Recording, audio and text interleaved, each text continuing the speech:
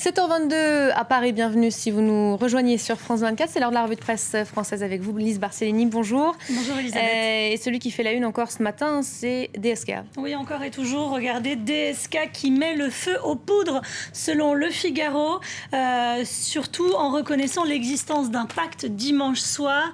Il fait apparaître Martine Aubry comme une candidate par défaut, nous dit Le Figaro. Martine Aubry qui est en une de Libération. Vous voyez la politique telle que je l'aime. Martine Aubry a les clés du journal. C'était la rédactrice en chef pour ce numéro spécial. C'est le début d'une série. Libération va donner les clés du journal à tous les candidats socialistes à la primaire du 9 octobre.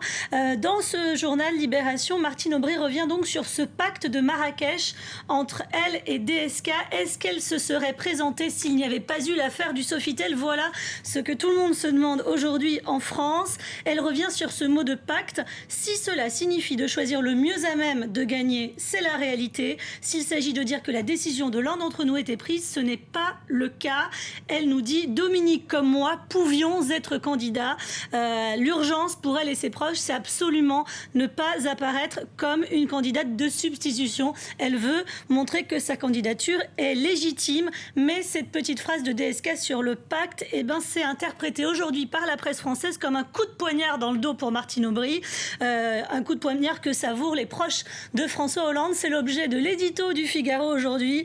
Le Figaro qui nous habitue toujours à critiquer les socialistes, évidemment. Je vous en cite une petite phrase. Avec des amis pareils, Martine Aubry n'a pas besoin d'ennemis. Évidemment, DSK a rappelé à quel point il était ami de Martine Aubry. Alors, il y a une autre réaction également à l'intervention de DSK. On parle de contre-attaque, celle de Tristan Baneau. Oui, Tristan Baneau, cette jeune romancière française qui accuse Dominique Strauss-Kahn d'avoir tenté de la violer. Les faits remontent à 2003. Elle était l'invitée de nos confrères de Canal+ hier et l'Express nous propose des extraits de cette interview. Elle explique, elle revient sur le moment. Elle dit qu'il se serait battu. On s'est battu, dit-elle, ça a mal tourné. Si je n'avais pas eu beaucoup de chance, ça aurait fini par un viol. Elle explique pourquoi elle n'avait pas porté plainte à l'époque. J'avais peur du pouvoir. Et dans le cas où le parquet n'ouvrirait pas une enquête, elle dit qu'elle décidera de se porter partie civile. On passe à tout à fait autre chose, à l'Assemblée générale de l'ONU, qui est cette demande de reconnaissance de l'État palestinien. Oui, ce qui intéresse les journaux français aujourd'hui, c'est la position de la France. Nicolas Sarkozy arrive ce matin à New York pour l'Assemblée générale des Nations Unies et la France a du mal à trouver une position. La France rêve encore d'un possible compromis, nous dit Le Parisien, une initiative diplomatique de dernière minute qui sauverait la face de toutes les parties en présence. Libération rappelle ces mots d'Alain Juppé, le ministre des Affaires étrangères. Il dit une position commune de l'Europe serait souhaitable, mais Libération est sceptique, reste encore à savoir laquelle. Libération qui rappelle à quel point les Européens sont divisés sur cette question. Libé qui rappelle aussi que Paris était jusque-là plutôt en faveur d'une reconnaissance conditionnée à une relance des négociations de paix avec Israël. Ce mardi est une journée cruciale pour les associations d'aide aux plus démunis en Europe. Oui, c'est à lire dans Le Monde. Aujourd'hui, les ministres de l'Agriculture des 27 se réunissent donc pour se prononcer sur le budget de l'UE et sur une baisse colossale des ressources pour les aides, les banques alimentaires jusqu'à moins... Les chiffres sont impressionnants. Oui, moins 80% pour la France. Il faut rappeler que c'est 3,2 millions de pauvres en France qui bénéficient de ce programme et jusqu'à 13 millions d'Européens. Pour le monde, les Européens doivent pouvoir compter sur une Europe sociale et l'Europe doit trouver ailleurs que sur le budget de la PAC le moyen de continuer à financer cette aide alimentaire d'urgence. On finit très rapidement avec une photo de Carla Bruni Sarkozy. C'était apparemment sa dernière apparition publique. C'était ce week-end dans les palais de l'Élysée, dans les jardins des palais de l'Élysée. Elle est donc enceinte, ça on le sait. Ce qu'on sait désormais apparemment, c'est qu'à l'Élysée, la consigne est que cette naissance ne sera même pas annoncée officiellement. Aucun communiqué n'est prévu. La date pour l'instant, ce serait le 30 octobre. On verra. Merci beaucoup Lise. C'est la fin de la revue de presse française. Vous restez avec nous. Pauline Pacard revient d'ici quelques minutes pour vous présenter un tout nouveau journal.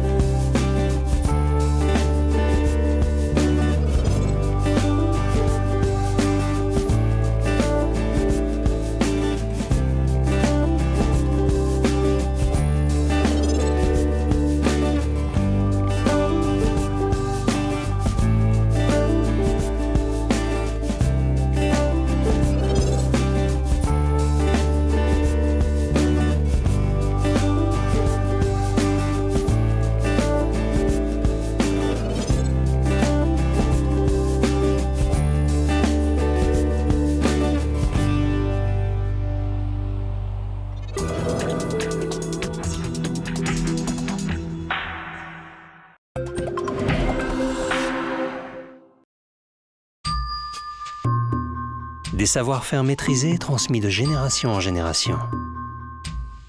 Un travail d'expert qui résiste à l'épreuve du temps et dans lequel chaque objet raconte une histoire. Les produits de Thaïlande donnent à votre mode de vie un style apprécié et admiré de tous. Une réputation exceptionnelle d'esthétique et de qualité. Artisanat traditionnel, créativité et esthétique incomparable. Les produits Thaï, simplement extraordinaires. David, en italien. Ecco la nuova Toyota Yaris. Bueno. Thierry, en suédois, s'il te plaît. Net Multimedia System Touch and Go. Bien. Antoine en russe. Ikailmar za njego hoda. Ikamera za njego hoda. Voilà. Bon bah les gars. This is the new Toyota Yaris, made in France. On ne visitera plus la France sans venir découvrir la nouvelle Toyota Yaris. Kamera za njego hoda. Nouvelle Toyota Yaris, la Toyota made in France. Ils ont la chance, les Français.